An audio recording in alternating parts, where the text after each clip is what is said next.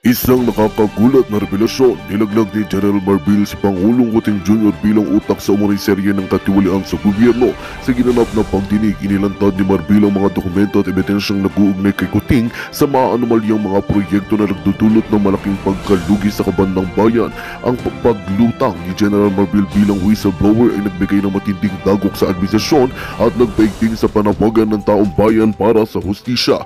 Ayon sa mga eksperto, ang mga pahayag ni General Marbil ang maaaring magresulta sa mas malalim na imbestigasyon laban sa Pangulo. Inaasahan na magkakaroon ng tuloy-tuloy na mga hakbang ang korte upang tiyakin ang pananagutan ng mga opisyal na sangkot.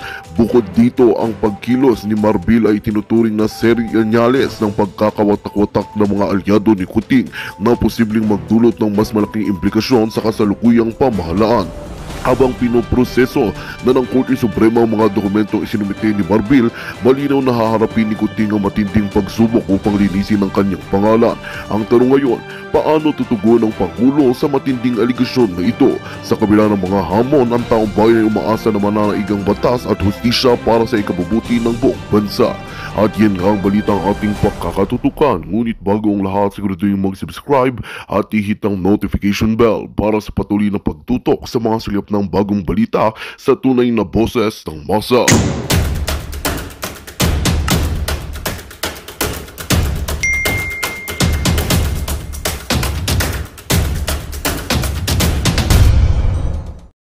Assistant State Prosecutor Attorney Charlie Guhit. Morning, sir. The DSWD is represented by Yusek Fatima Alia Dimaporo. The NAPOLCOM is, we have the Vice Chairman and Executive Officer of the NAPOLCOM, Attorney Alberto Bernardo, and Commissioner Attorney Ricardo Bernabe. Morning, sirs. From the CHR, we have Chairman Attorney Richard Palpalato and the Chief Legal of Legislative Liaison Government, Attorney Erwin Caliba. Morning, sir. From the Philippine National Police, we have the Chief of the Philippine National Police, Police General Romel Francisco Marbil. Morning, sir. Together with him are Police Brigadier General Nicolas Salvador, Police Brigadier General Mark Pespes from the SAF, from PRO 11, Regional Director, Police Brigadier General Nicolas Torre III, and CIDG Police Brigadier General Raul Takaka. From the NBI, sir, we have... Good morning, guys. Senate hearing po, Kingdom. Na officers na nakatalaga noon during the conduct of operation, inibitahan ba natin? Yes, sir, yes, sir. Yung mga naka-relieve? Yes, sir. Andito sila? Ay, wala, sir. Wala po, sir. Wala dito? Wala, sir. Dapat sinama natin. Sige, sir. Laglagan na, mga kaibigan. Continue. From the National Bureau of Investigation, we have the Regional Director of the Southeastern Regional Office or SEMRO Region 11, Director Arcelito Albao. Morning, sir. From the Kingdom of Jesus Christ, the name above every name, we have Miss Eleanor Cardona, Miss Nelida Lisada. Morning, ma'am. Mr. or Sir Pastor Carlo Catiil, Brother Catiil, and we have Attorney Israelito Torion. The other members are here, sir, and holding area, sir. For the record, sir, the KOJC submitted the position papers, that's the position papers to this committee, sir, as well as the PNP, sir. They submitted a 35-second film clip, sir, to be shown later on, sir. Thank you very much, sir. That's all, sir.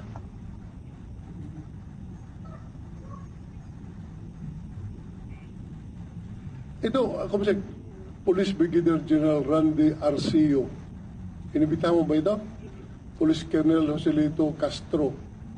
Police Colonel Samuel Mina. Police Lieutenant Colonel Vermin Suwin. Inibitahan nyo ito? Yes, sir. It's part of the invitation of the PNP. When I when I wrote the letter to the Chief PNP, sir, we indicated therein all the names of the police officers who are supposed to be invited in this hearing, sir. Police Major Iamel Oliveros, PNP Davao del Norte. Yes, sir. Yes, sir. So wala ito ngayon. We can inquire with the Philippine National Police, sir. Wala.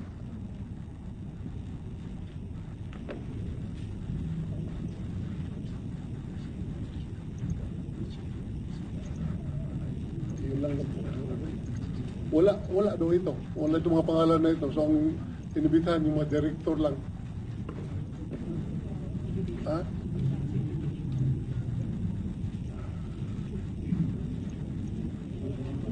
But anyway, kung hindi natin mapakinggan ngayon, next hearing. Ha? Next hearing. O ito lang daw, ang sabi ng SAP, sa DG, PNP Region 11, and PNP Davao City. Good morning guys, happy Monday po sa ating lahat. Senate hearing po ito mga kaibigan. PNP Davao City. Sinong Davao PNP City? versus Kingdom of Jesus Christ. Oh, upo ka. Lagyan nyo ng kuwan dyan. Lagyan nyo ng... Andito po si Attorney Torreon, Hindi ako mga parang hindi kasanay kaibigan, dito. Leonora Bakit si Nick Torre? Donna, Oh, Executive bakit dyan ka sa Kingdom. likod? Dito. Lagyan ninyo ng marker. Dumalo din si Balan. General Marbil, mga kaibigan. Ako, laglagan na to guys. Hindi naman kayo takot dahil hindi pa naman kayo ang nandun nung panahon na yun, di ba?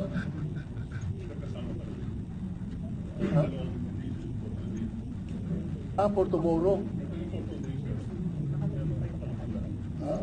Okay, sige. Let me proceed with my opening statement. Magandang umaga sa lahat. Again, excessive. The Merriam-Webster Dictionary defines excessive as exceeding what is usual, proper, necessary, or normal. Interestingly, so much of what we shall be discussing today hinges on this very word. Sa katunayan nga, mukhang ang salitang iyan ay magiging sentro ng ating talakayan sa pagdinig na ito.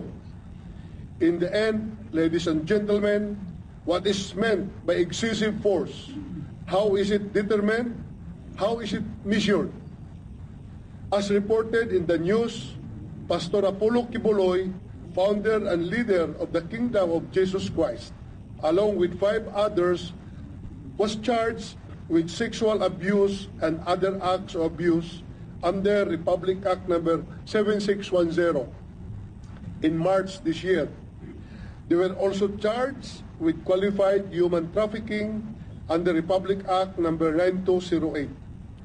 Last April, the warrant of arrest was issued against Pastor Kibuloy and the 5 other individuals. Unfortunately, authorities were unable to serve the warrant against the pastor. Apparently, he could not be found. This is what now brings us to the June 10, 2024 incident.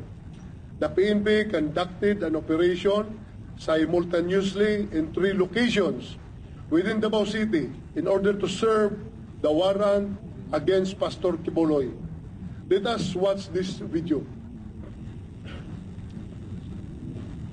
Paki-play ng video.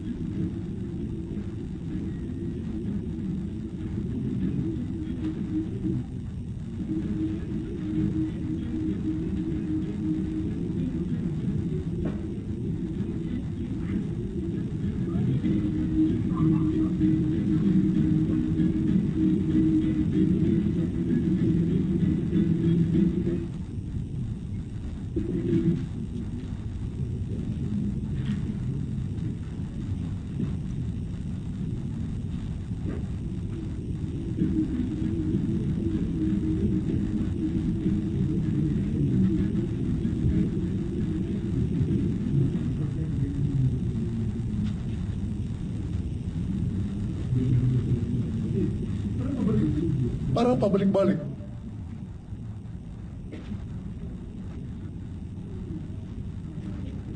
Iba na yan. Teka lang guys, inayos lang po yung audio doon sa Senate. Good morning sa ating lahat. Happy Monday po guys. Senate hearing po tayo mga kaibigan. Andito po si Marvel guys. Oo, may naghanap kay Marvel oh. Oh. Hello, Corazon Ostero, Victoria Galvez, Manuel Tumala, Florinda Yon, Elizabeth Bagsikan. Okay, thank you. Rosemary Almonte, Venus Diaz, Raquel Reyes. Ngayon, balikan natin yung ating unang tanong. Ano nga ba ang ibig sabihin ng salitang excessive?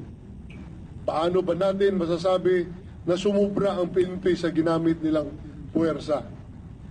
On one hand, the PNP categorically states that it was a lawful operation. According to them, it was done in proper coordination with local officials na sinunod lamang nila ang kanilang operational procedures manual. At wala silang ginawang hindi naaayon at ipinahihintulot ng batas. Ang tanging intensyon nila ay ang maisilbi ang warrant of arrest. Bilang isang dating pulis, gusto kong sabihin ko sa PNP, naiintindihan ko kayo. However, there are complaints from the members of the Kingdom of Jesus Christ that the PNP's use of force was allegedly excessive. Ang nasabing operasyon umano ay overkill. Ayon sa mga report, hindi raw bababa sa 3 miyembro ang nasaktan sa operasyon. One woman even claimed that she was kicked in the face by a military boot. As a person who has dedicated most of his life to serve and protect our citizens, I would also be appalled, shocked, even that it should reach a point where others get injured. Sasabihin ko rin sa QGC, naiintindihan ko kayo. In this hearing, I do not wish to exceed what is necessary to shed light on the truth. Hindi natin gagawin ang hindi saklaw ng ating mandato. We cannot afford to be excessive, especially not in the performance of our duties. Ang pangunahing isyu na nais natin maresolba sa pagdinig na ito ay nagkaroon nga ba ng pagmamalabis ang PNP sa pagpatupad sa inatas ng kanilang tungkulin na mag-serve ng arrest warrant ni Pastor Apollo Kibuloy. Before we begin our discussion, I would like to yield the floor to Senator Robin Padilla for his opening statement. Thank you. Maraming salamat po sa aming idolo, Senator Ronald Bato de la Rosa. A'udhu billahi minash shaitanir rajim. Bismillahirrahmanirrahim. Alhamdulillahi rabbil alamin. Bismillahi wassalatu wassalamu ala rasulillahi. Assalamualaikum warahmatullahi wabarakatuh. Pagbati po ng kapayapaan sa inyong lahat. Sa tagapangulo po ng Senate Committee on Public Order and Dangerous Drugs, Senador Ronald Bato de la Rosa, sa mga iginagalang po nating kasamahan na narito ngayon, sa mga panauhin po, magandang umaga po sa inyong lahat, lalo na po sa ating mga namumuno sa PNP, sir, at sa lahat po ng inyong mga kasama, sa lahat po ng nasa gobyerno, sa lahat po ng nasa Napolcom, sa lahat po ng nasa Kingdom. Isang magandang umaga po. Ako po ay nagpapasalamat din sa miyembro ng media. Sa lahat po nung naririto, bagamat maulan po ngayong umaga, isang mainit na pagbati po sa inyong lahat. Tayo po ay magkakapiling ngayong araw na ito sa bisa po ng Resolusyon 1051 na inihain ng inyong lingkod tungkol po sa ulat ng mga naging paglabag ng ating pong mahal na kapulisan sa operation na isinagawa noong ika-10 ng Hunyo sa premises po ng Kingdom of Jesus Christ sa Davao City. Ito po ay lugar ng mga taong sumasamba. Alam naman po natin na ang operasyon ay para ihatid ang warrant of arrest mula po sa Davao Regional Trial Court, Branch 12 at Pasig Regional Trial Court, Branch 159, laban po kay Pastor Apollo Kibuloy at 5 pang individual.